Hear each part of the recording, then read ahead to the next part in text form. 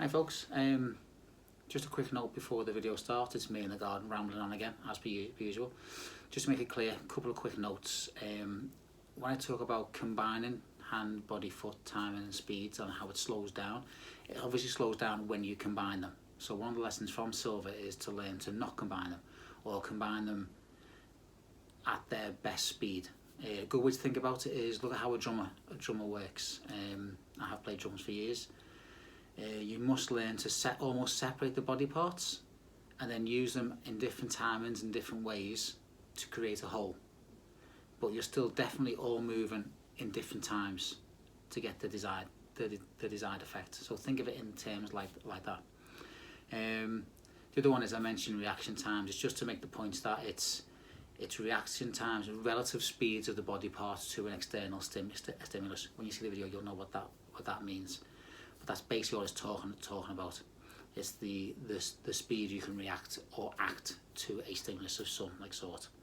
Anyway, enjoy the vid. Hope it's of use. Thanks, guys. Hello, practical HEMA people. Back again. Sorry, being a bit busy. I'm going to bore you now and go over. Well, I go over an awful lot, but it really is. It's important, I think. But just this is my view on it. Okay. I'm going to talk about two times, Silver's timings, 2 times false times. I'm not going into massive detail. I'll do other things on that later. I'll just start to introduce you to them. Why do I talk about them a lot? Because in my view, and from what I've seen and from what I've experienced, all Silver is doing with these is he's trying to explain how a fight works, how to be successful, how to successfully strike someone and give them almost no chance of striking you back. How to basically win. Obviously there's lots of caveats, there's lots of things that can go wrong. No one's perfect, it will go wrong, you will lose, you will get hit, you will get struck, you will get killed in his scenarios.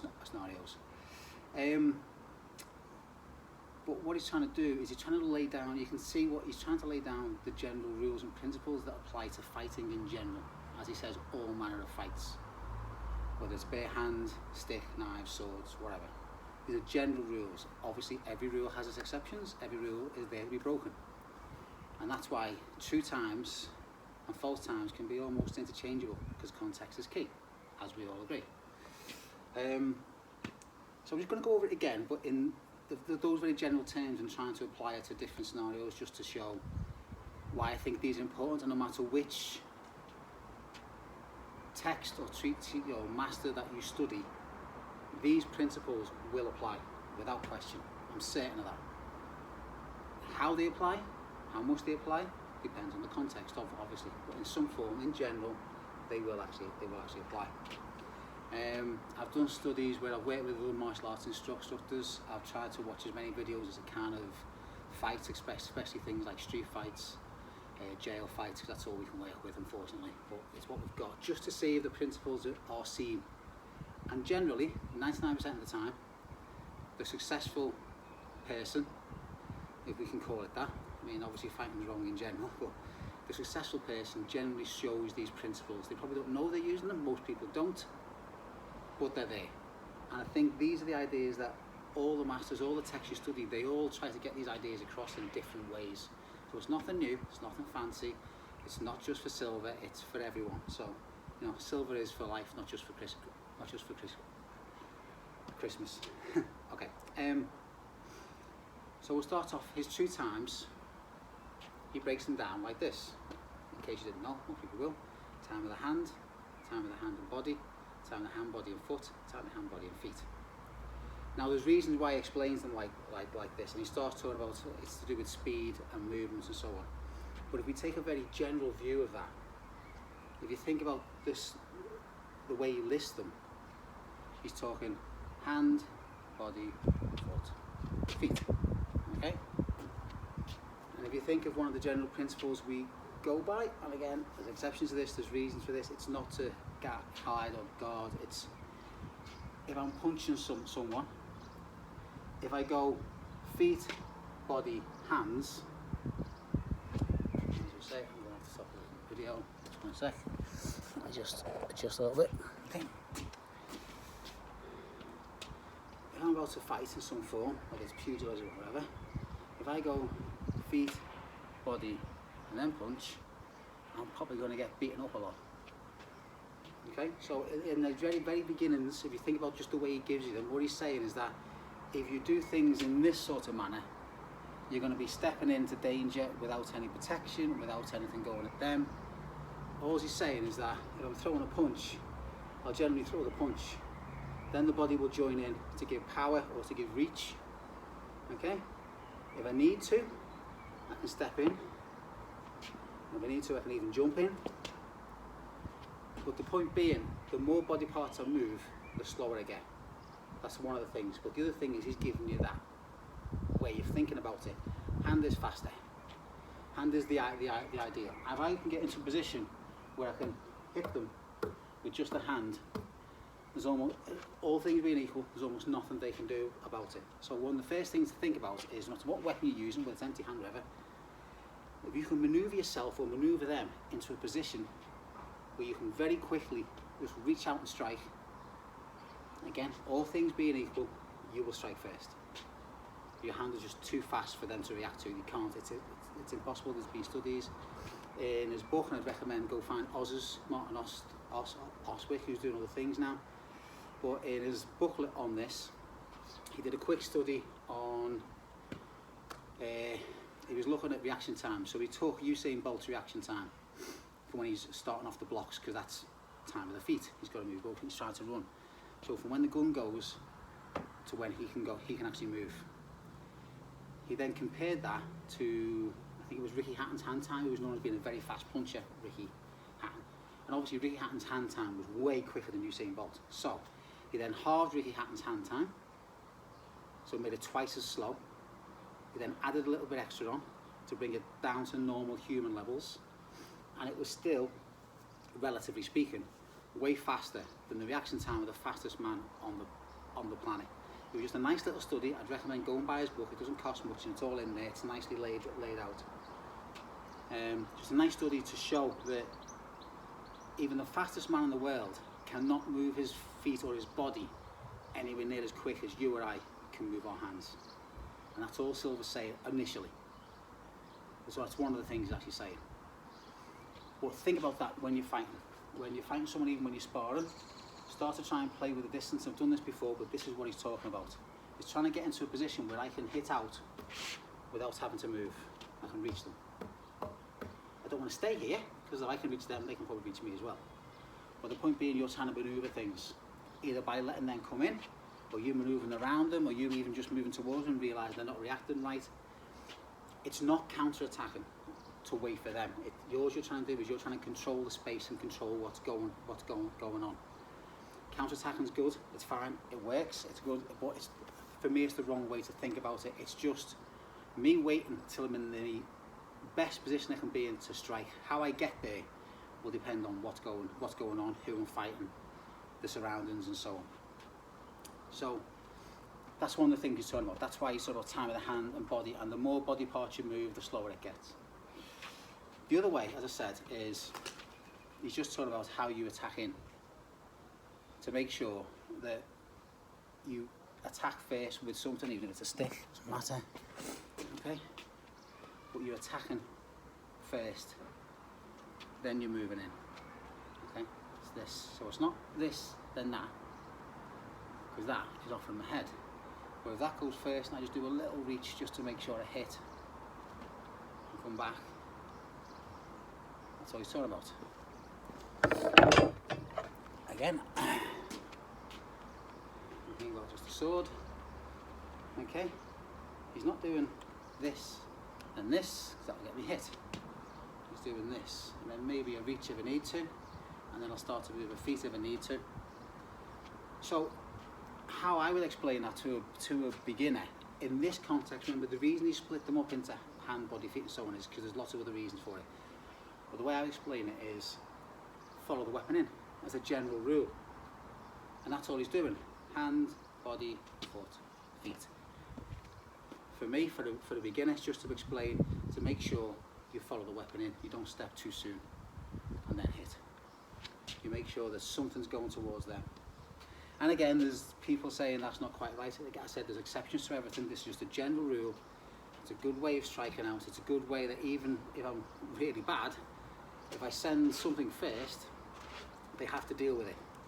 And as I said before, dealing with could be they basically sidestep it and hit me, or they knock it aside and hit me, or they come through, deflecting it, whatever. But they can't ignore it. That's the point. And that's on a very, very base level. That's all he's saying. Is follow the weapon in. Follow the weapon in. Hand, body, foot, feet. That's the first section. Move on. So, we'll have a long sword if you want. I said the weapon really doesn't matter. We'll go with long sword. Yeah, we're going back to that idea. First things first. No matter where I start. Point being, weapon, then me. Even if it's just a hit out, I want to hit out quickly. And the quickest way I can hit out is time of the hand. Now, time of the hand doesn't mean just wrist. It just means I don't have to move any other parts of my body to hit you. I can and I will, but I don't have to. I've said this before, but I'd like you to take this idea and take it back to whatever source you're studying, whatever source your club is studying, and start to think of when to strike, when to hit out. Even thrusts. Sorry, get a drink. Even if I go back to single-hander. If you think of a thrust,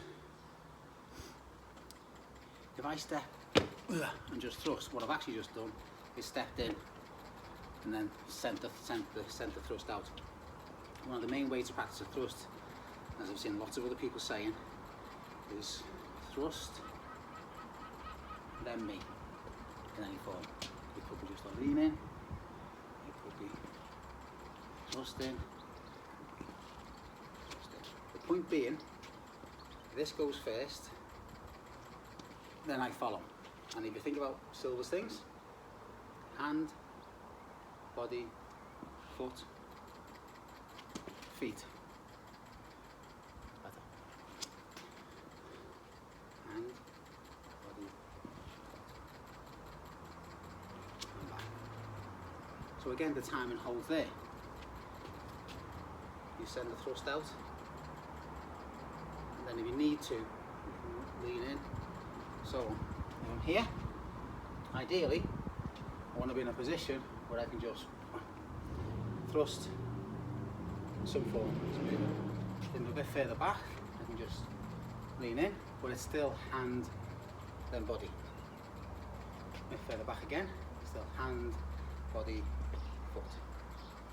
I am not the world expert on thrust, it's just to explain how the timing works. So even in the world of thrust, the timing still holds through. Quickly go back. If I'm empty hand, ideally I'm trying to manoeuvre a position where I can hit, okay, without having to do a big step in like that. I don't want to do that, okay.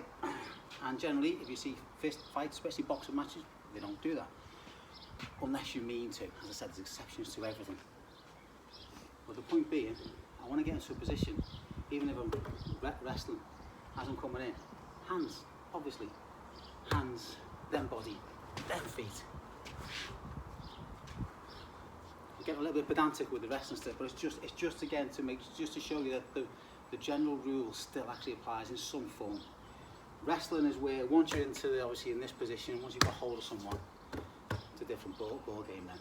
But you're still mainly moving your hands quicker than anything else. But the point being, even I'm striking to come in, I'm going to manoeuvre, I'm going to strike, then I'll move the rest of my body. So it still holds true. Back to longsword. Okay, you want to be in a position, if I can, if I can just nice and relaxed, I want to be in a position to manoeuvre, or I can wait for them, sword back, and as they move in, and out. Now a side step, but the side step, it's not in the time. I can't link the strikes to my feet. If I did, that thrust would take far too long. It was thrust and cut, as it is step. I'm jumping about, but I'm trying to get to make sure, trying to get that general idea. It's the two things I want you to remember first in this time of the hand and body, hand and foot, hand and feet. First thing you remember is he's giving you a way to move in. So exactly how and what goes first. Okay? Follow the weapon, keep yourself safe, give them something to worry about.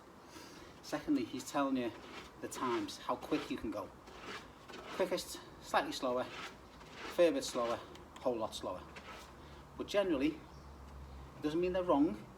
I may be going for a really powerful cut. If I want to go for a really powerful cut, I probably will do hand, body and foot, if not hand, body and feet. If I decide I'm going to crash through someone, I might use a Schwertschau to crash through. Okay, so I might use time with the hand to put the Schwertschau on. I'm using it to move through, so I'm already getting the body in. Okay, there's hand, body, and there's where the feet come in, crash, and so on. Or it could be a feet, crash, and then the feet move to get the second strike in. The point being is giving you the time.